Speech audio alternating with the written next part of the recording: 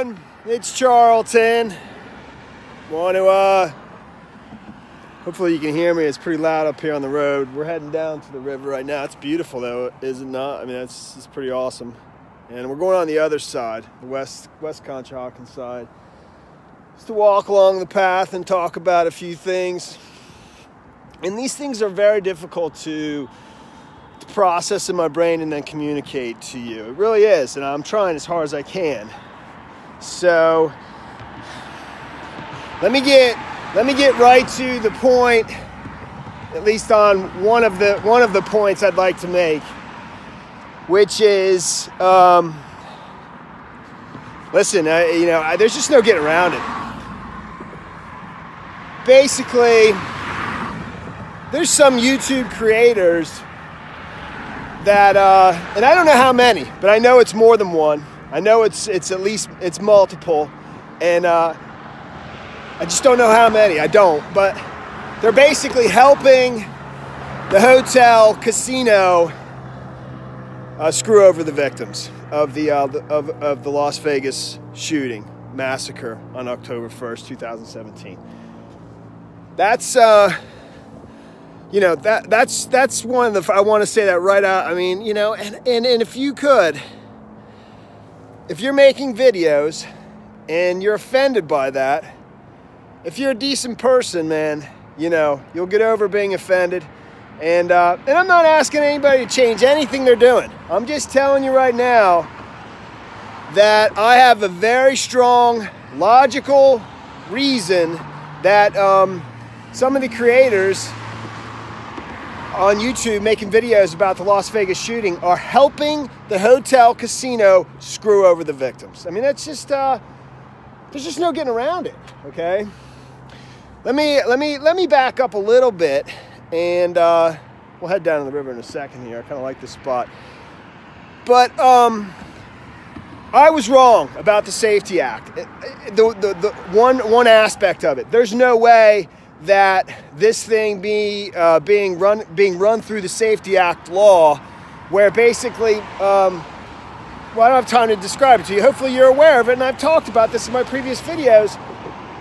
The Safety Act does not help the victims, get a larger settlement. No way. There's no way, absolutely not.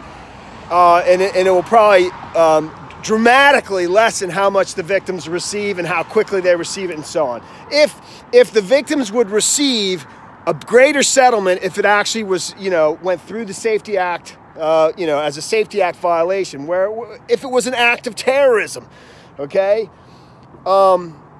If that was going to give the victims a bigger settlement, the attorneys for the victims wouldn't fight it. They wouldn't be fighting that. They would have said, fine, let it go through. Let it become, let it go that way. Then it'll be a bigger pot to pay out for the victims. But they didn't let it go through. They fought it because they know basically what that means is it's going to dramatically lessen how much the victims receive. And at the same time, completely take the hotel casino off the hook for any liability in the shooting, because basically, if it's labeled an act of terrorism,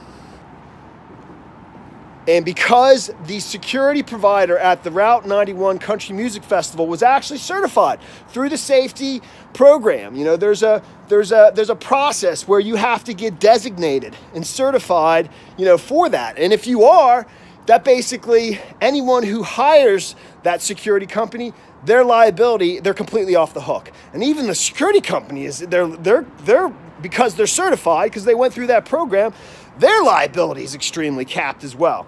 But it has to be labeled an act of terrorism. I mean, it's interesting how the ABC report, I can't remember, the killer on the 32nd floor, something like that, which just came out recently. The timing is very significant. Like I was saying, this is really hard to explain, but not to belabor the point.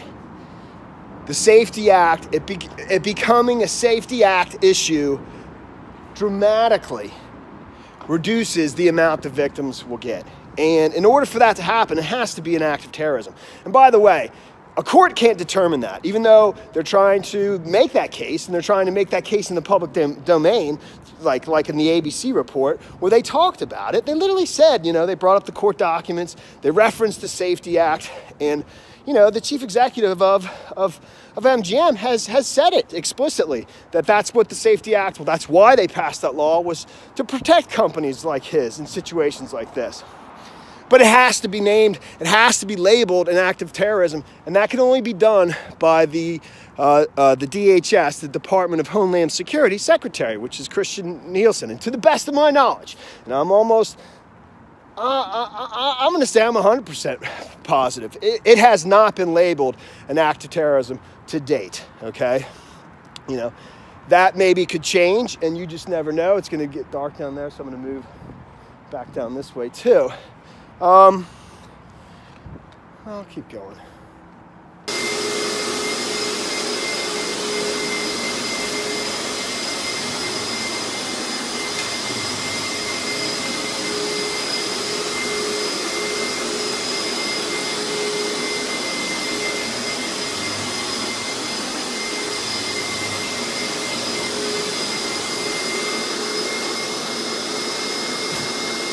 All right, so what's going on here?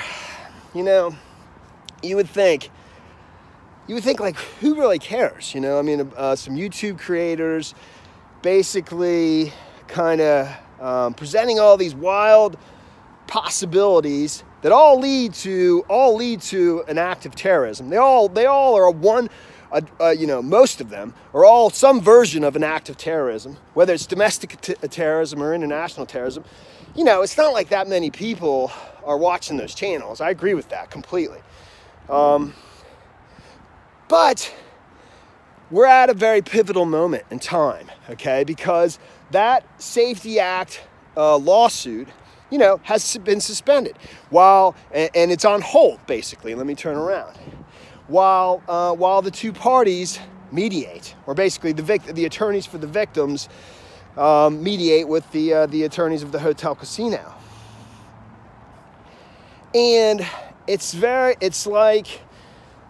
such a complicated concept, but it's real, believe me.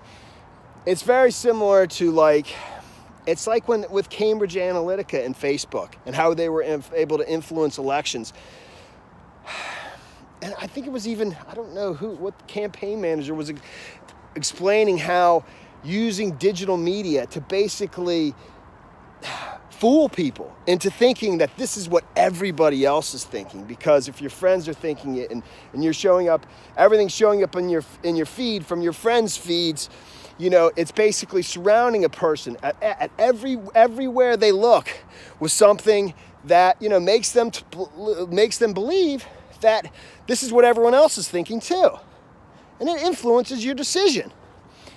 So, right now, it's at a very critical junction where they don't need to influence the entire world, country, population. They just need to influence a room full of attorneys, in various places, basically all the different attorneys representing the groups of victims. I think there's a huge batch in California, some in Texas, some in Nevada.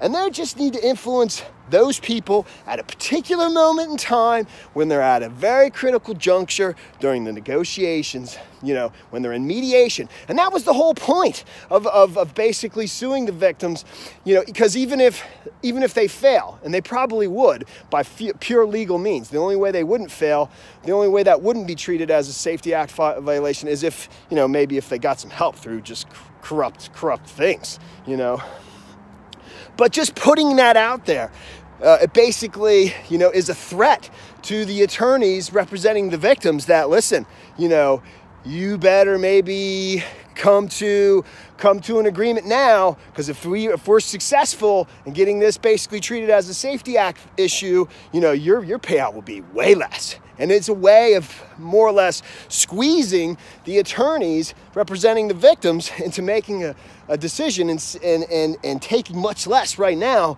because of the threat of possibly, you know, that down the road. But if you have that, in addition to, at this particular moment in time, when they're trying to get them to make a decision, a negotiation decision in mediation, if you have an ABC report, right, that puts it out there, that seemingly is basically helping the casino. I mean, all the casino employees were on the show, you know, telling their story. And at the same time, you have on YouTube creators, you know, that basically are putting this out, putting on all these theories that all point to terrorism, or many of them point to terrorism. And some of them are just, that's what they believe, but some of them are doing it intentionally, in my opinion. Some of them are actually working purposefully to try to help the casino, hotel screw over the victims, period. Sorry, dude. And, you know, and actually, at the same time, any one or two channels that actually basically just say it was one person, one lone gunman, that channel mysteriously gets, you know, terminated, gets attacked.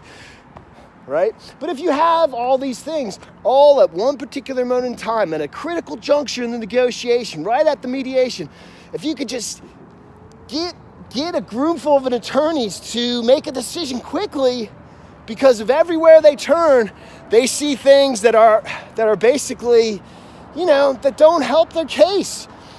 You know, that could mean the difference between, you know, a lot.